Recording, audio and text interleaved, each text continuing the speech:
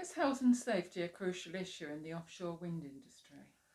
Health and safety in the offshore wind industry is a competition, one that everyone fiercely wants to win. It is one in which everyone works together as one big industry team to ensure that we're the best we can be and that we always improve. The task will never be complete, and we continually strive to ensure every person in the industry returns home healthy and safely to their families at the end of their working shift. Even when this is achieved, we will need to work hard to keep it that way. This is the challenge and the key goal of the G+, the Global Offshore Wind Health and Safety Organisation, with the Energy Institute acting as its secretariat. We work with other organisations to achieve our goal, and the reason why we do this is because it's morally correct, but also it makes good business sense. The offshore wind industry wouldn't be allowed to continue if it harms people on an ongoing or a rising basis. Has the offshore wind industry learned from incidents in the past? What are some of the best practices you can share? The G Plus was founded on the principle that by developing a data-led profile for the sector, we can turn the spotlight on the critical activities, locations and processes and apply our combined resources to minimise the risks. That's why since 2012 we've been collecting incident data from all the members, and we collect it covering near misses to lost time incidents from all the member project sites. So any of our members, all of their projects across the world, from development to decommissioning. So the earliest data analysed identified the highest risk areas, and they were working at height and maritime operations, so small service vessels at that point in time that was. And so to address those issues, and we set up some working groups, and good practice guidance was developed, directed by established Energy Institute processes. One thing we've learned definitely as the process has gone on is that in the early days we did it very much as a sort of G plus group, and we didn't really communicate that well with the outside world. And what we've found is that communicating with the outside world really improves the good practice guidance and all of our work, to be honest. Our members really only know so much, but we need everyone involved to really make the good practice work, and all of our other work.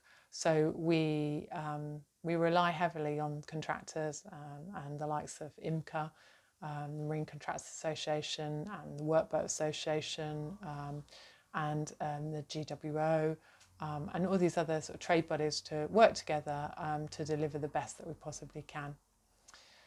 So with our data, the number of sites that we're collected has also grown year on year, and where the data is coming from, which means it's become more meaningful and we can get more out of it. We also provide the data to the GWO as well for them to use on what training is required based on the data. So it's really useful information. And the analysis become more and more sophisticated as we've gone on, which obviously should have an impact on hopefully having less incidents. So that's data collection, but we also share lessons learnt. So if an incident occurs, we don't want it to happen again, especially anywhere in the world. We don't want it happening anywhere. So Toolbox disseminates lessons learnt with the global offshore wind community. It was developed by the Energy Institute and started off for oil and gas, but we've turned it into, we've added offshore wind to it. And anyone can access Toolbox. There's no charge, no registration, and you can access it anywhere, anytime through the web app. And it's really aimed at those that are at the sharp end, undertaking the work, the people that can really impact health and safety. How does health and safety culture vary across different countries and regions? So there's often different practices in different countries and regions, even though equipment and technology might be exactly the same, it's still different. And that can unnecessary retraining can have a cost impact. That's probably at best. But at worst, obviously, the chance of errors can lead to incidents. So markets around the world are all at different stages, and they're all unique as well. So different legal, political, environmental, and culture. Culture has a big factor. So the G Plus promotes harmonisation within the sector. We have the good practice as well, which adds to the harmonisation. And we think that standardisation, so you can move a workforce around the world and they all know the sort of common practices and theories. A lot of the companies, whilst it might be different countries, a lot of the companies are very similar, really, if not the same companies. So it's quite an easy thing to do, even though we're different languages, different time zones and everything else. It's by no means impossible. What can emerging markets do now to plan for health and safety for the future offshore wind workforce? So we think whilst there are these differences, the G Plus really thinks that a lot can be learnt from experiences and mistakes that have already been made in established markets. And that's why we spend so much time trying to share what's happened, and our members try and share as well. And that's why it's all available to everyone. So there's not a one size fits all, but the G Plus is setting up different groups in different countries. So we have a European focal group, which has always existed since the start of the G Plus. But we now have an APAC focal group. It's meeting in Taiwan at the moment, but Japan is in the next market for that group, and Vietnam, Korea, Australia, wherever offshore wind spreads in that area. And then next month we're starting up a group in North America. So there'll be a focal group in North America to look at offshore wind health and safety, and to take the good practice that we've developed and amend it where necessary, and to look at the differences in that market and what's required and in any other market. So we're really growing, year on year. We started very much a UK organisation, then became more European, especially sort of Netherlands, Denmark, but now really working a lot more, say, in France and Germany, and then across the globe, as I say, North America, APAC. So really we'll just see what's next and where our members want us to go. And also all our work we're now translating into different languages to make it easier. So we've got the documents in English, but they're being translated already into German, French, Mandarin, and the latest one will be Japanese. That's just going to be released in the next few months. And really we look at what other languages are needed and happy to translate. And Toolbox is the same.